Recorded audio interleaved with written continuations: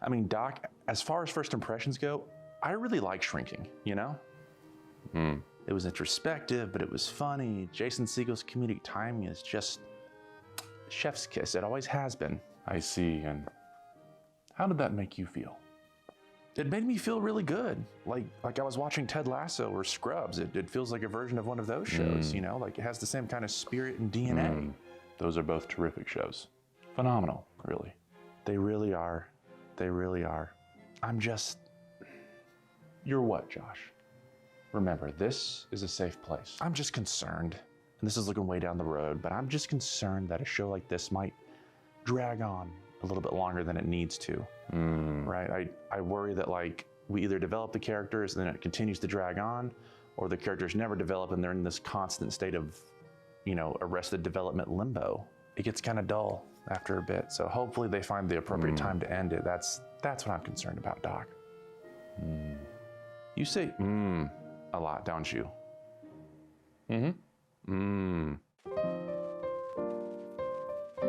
This is your spoiler warning.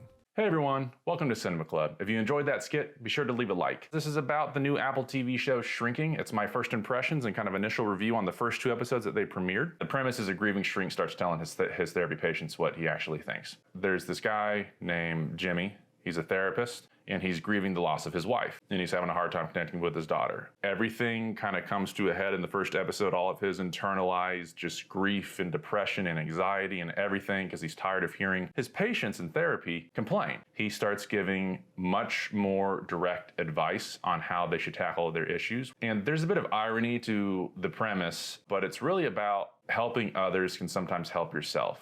Theme and premise of the show was pretty depressing. To kind of help swallow that really depressing pill, they interlace a lot of comedy. Like, it is a comedy. I would call it more of a dramedy because there are some pretty heavy introspective moments, but usually they're preceded or concluded with a bit of comedy. It's that very Scrubs, Ted Lasso-like, you know what I mean? It definitely has that DNA. I believe the writers or showrunners from both of those shows actually are involved here, so you can very much see that kind of style of TV storytelling. So the establishment of character in this show is particularly well done, especially considering the character of Jimmy, played by Jason Segel, who is the main character. The first 2 minutes of episode 1, you are very much aware he has been through something. You're not sure entirely what at the beginning of the episode. He's in this pool, he's got like hookers with him. He is clearly a mess. You can see it, you can tell it. Then he kind of just continues on for the opener, and then you find out that he's a therapist, and he's kind of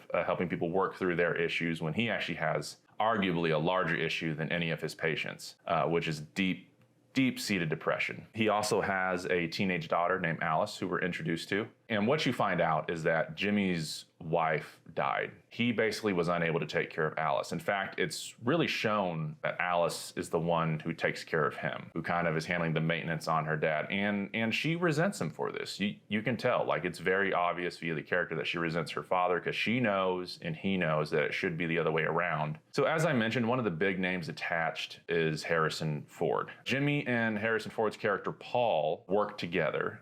Paul is effectively a bit of a mentor to Jimmy. It's clear within the first 2 episodes that Jimmy treats Paul as his own therapist and his own kind of father type figure, grandfather figure, to help offer him guidance and such. Episode 1, I was a little concerned that Harrison Ford would just be there. He would just be the star power. He would just be the draw, and they wrote him a character to kind of include him. No, Paul I think is going to be actually a really good, intriguing character. You kind of start to peek behind that veil via Jimmy's daughter, Alice. In addition to Jason Segel and Harrison Ford's characters, there's a host of other characters, all of which are intriguing. Some are patients, some are fellow therapists, some are just friends. You can see just underneath the surface that all these characters have dysfunction. Even the ones that appear to have it together, they're just dealing with something underneath the surface of what they present, which is kind of frustrating in a show sometimes, because you're just like, why don't you just say this, what you're thinking or feeling, and then resolve it? When you think about it in real life, we kind of do the same thing. We don't say what we're thinking or feeling all sorts of times. sometimes because we don't want to hurt someone's feelings, or we don't think it's worth the trouble, or what have you. The episodes are around 30 minutes long. I think that makes it easy to digest. I think the episodes are very full of color, and the actions and the quirkiness and the outlandishness of each episode and what the characters do is very colorful. And if you expanded that for an hour, it would become monotonous, and that color would slowly desaturate to where it's just not funny by the end of the episode. They're really